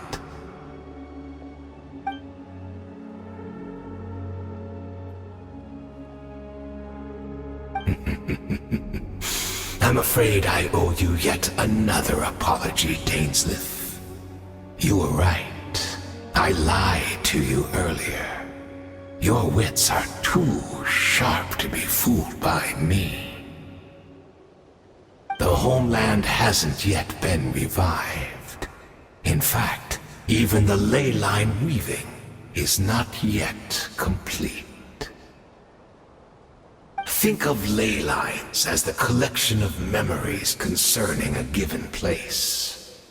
To reweave Khaenri'ah's ley lines as they were 500 years ago, we would somehow need to retrieve almost all the memories of Khaenri'ah from that age. The loom of fate cannot weave without an abundant supply of memories. And so, we relied on everyone in the Abyss Order to provide what they could, even though fragments are all that remain in most cases. The more we all share, the more that can be restored.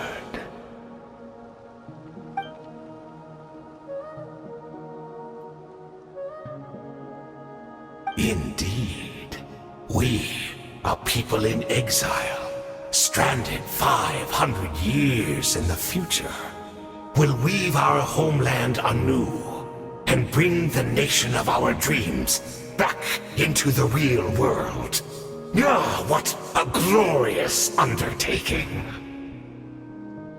What a shame it had to take this long. After 500 years, most of our memories have faded, and a world woven from broken memories shall itself be broken.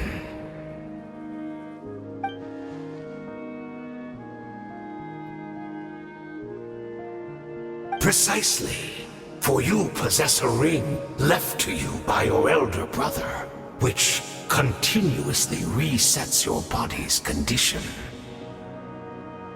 Of course, your memories are susceptible to erosion just like ours. But of all Khaenri'ahs who remain, you are sure to remember the most. We had to obtain the memories in your mind, whatever the price. Even if it meant sacrificing our entire army as bait.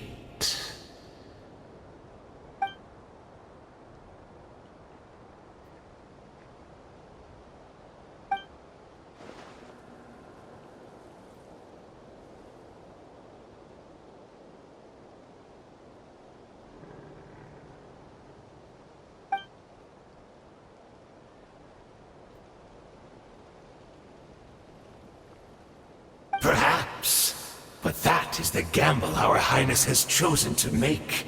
And thanks to you, the loom of fate has now finished weaving the ley lines. New Conria is complete!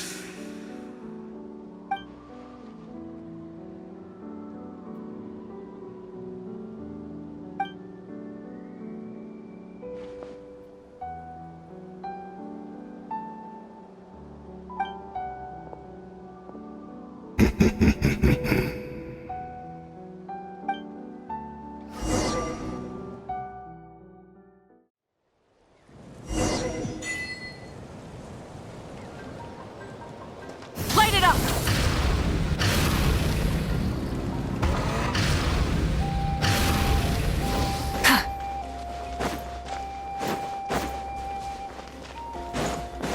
It's Judith!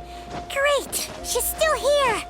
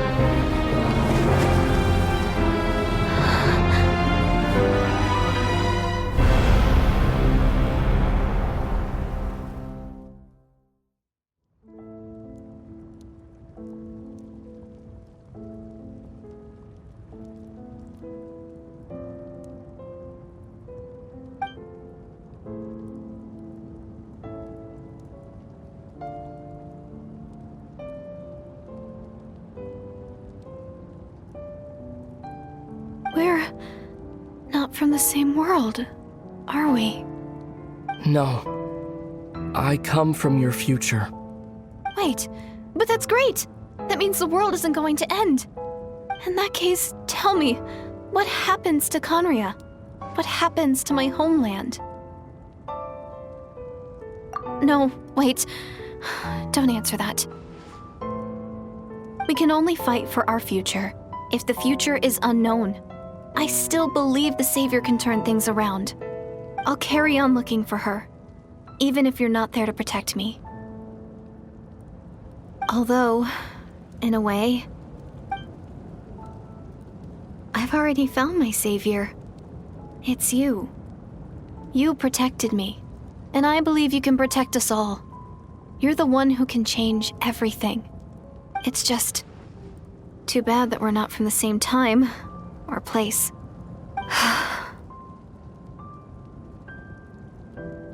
Oh, one last thing before I forget. I know how much you want to find your sister.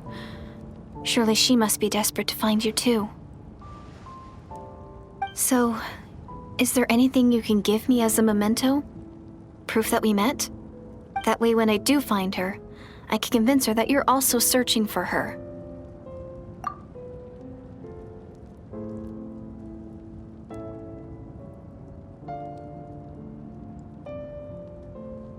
Huh? What is it?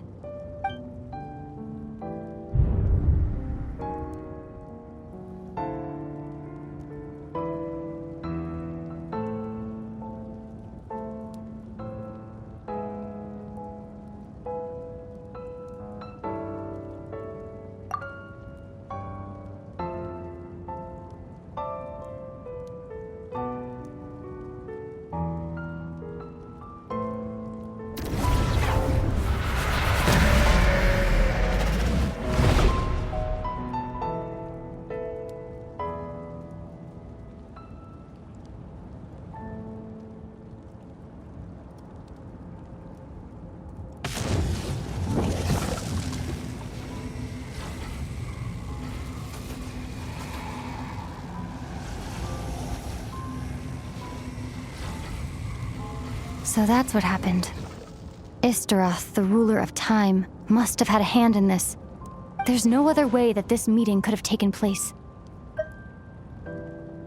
I knew only the ending. I've always been curious about the events that led to it. When the cataclysm first began 500 years ago, I, as the Princess of Conria, was preparing to do my part, to fight back with all my might. But then, this girl, Deirdith, she found me. The irony was that even as she desperately begged me to save the world, she brought me news of you. I was stunned. And I was suspicious of her claim that you were searching for me. But then, she showed me the key to your hibernation chamber. We'd been separated ever since I awakened in Tevat. I searched the whole planet and found no trace of you anywhere. And then, she brought me that news at the worst possible moment. I was faced with an extremely difficult decision. I desperately wanted to see you again. But Conria was in equally desperate need of my help. I knew that no matter what I chose, I'd regret my decision for the rest of my days. So I steeled myself against the guilt and made my decision. I went to see you. But when I found you, you were still in hibernation. Even the key to the chamber was still secure on your person.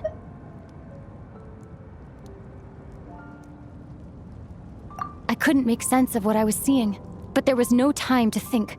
I just grabbed you and ran. That's where we are right now. An intersection in our memories. This question has haunted me for the past 500 years. I never imagined the answer would come to me like this. So my actions 500 years in the future set everything in motion. Are you mocking me, Istaroth?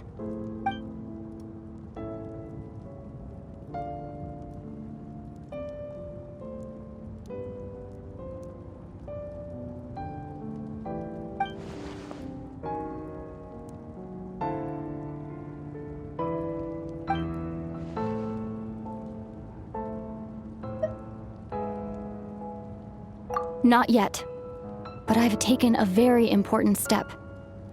Now, the ley lines of Conria are complete. I'd always thought that Tevat's ley lines were locked by the heavenly principles. No more can be added and existing ones cannot be replaced. But then, I learned that Natlan's Night Kingdom appeared to be an exception to the rule.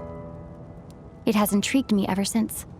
So I directed the Abyss Order to feign an attack on Natlan, buying me some time to enter the Night Kingdom and negotiate with the Lord of the Night. Unfortunately, for other reasons, even the Night Kingdom cannot host any new ley lines. The most I could get was some room to carry out the weaving process.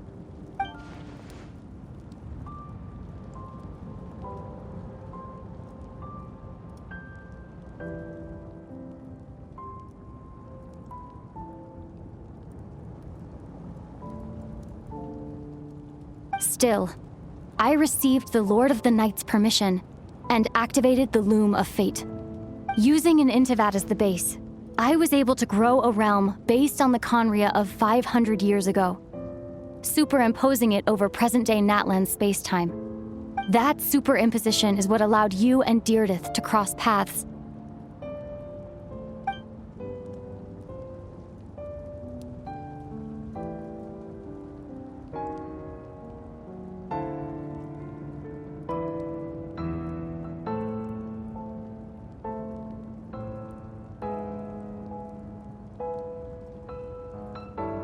After that, the new Conria was enriched with memories of the old, drawn from the Abyss Order's members in their meditation sessions. With those memories as raw materials, and the superimposed realm as a template, the Loom of Fate finally finished its work. What I now hold in my hand is the Atlas of the New World. This is the product of the Loom of Fate, holding within it the entire network of New Conria's ley lines. With this, the nation once known as Conria can rise again. One day, I will find a suitable host location for it.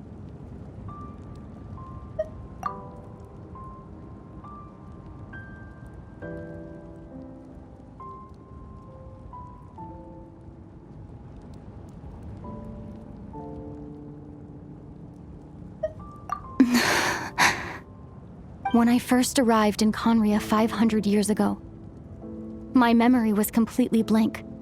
It was only after I had served as their princess for many years that I slowly began to remember everything, including you.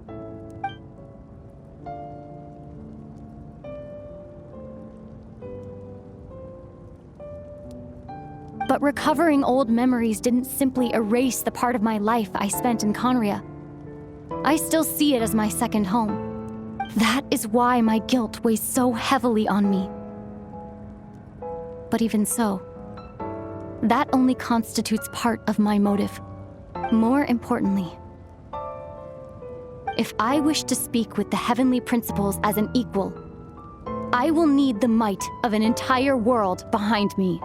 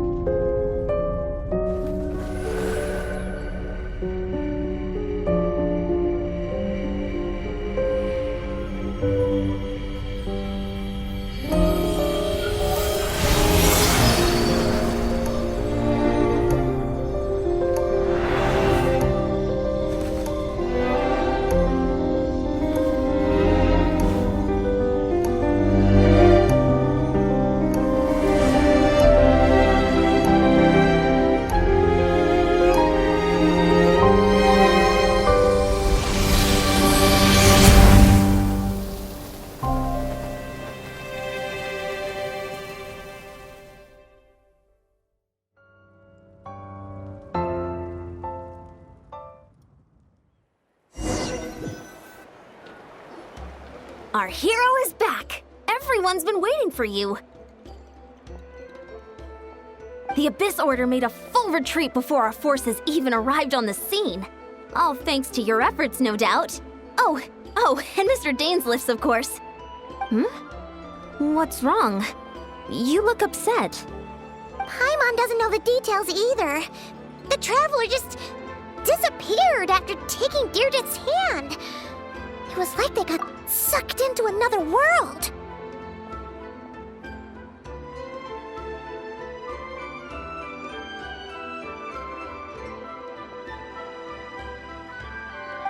Paimon was looking all over for him, and then he suddenly reappeared, right back in the same spot, but looking a lot more glum.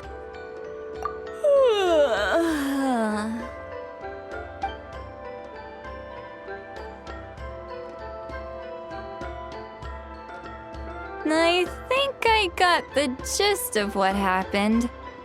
Something to do with your sister?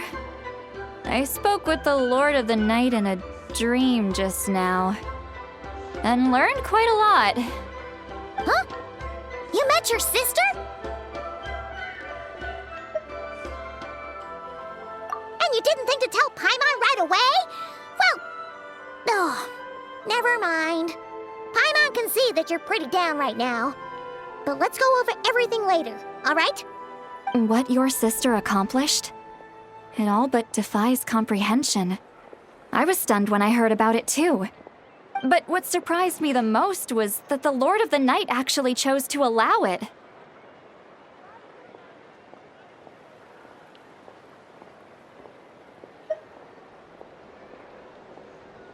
The Lord of the Night did try to explain it to me, but in a word, it's complicated.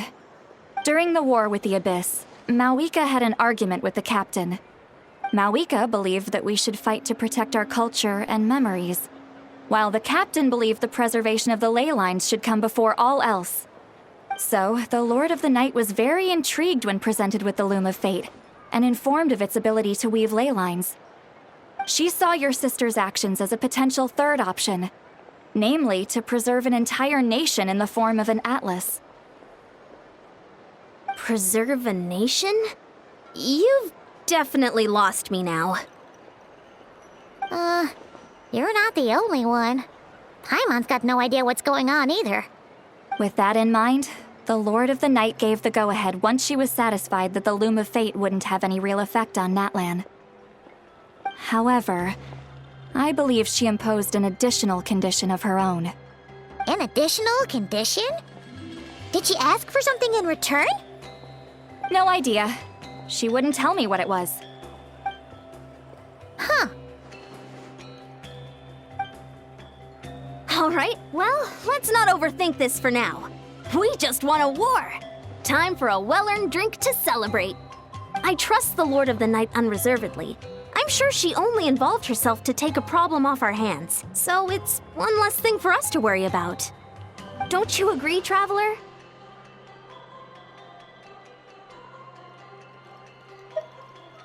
Come on, let's head back to the Collective of Plenty. Oh, Varessa should be there too. We'll treat you to a real feast.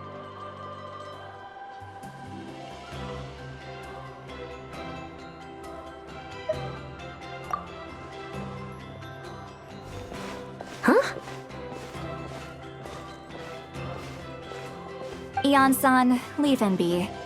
This might be hard to understand for an extrovert like you, but some people need alone time to recharge every once in a while. Traveler?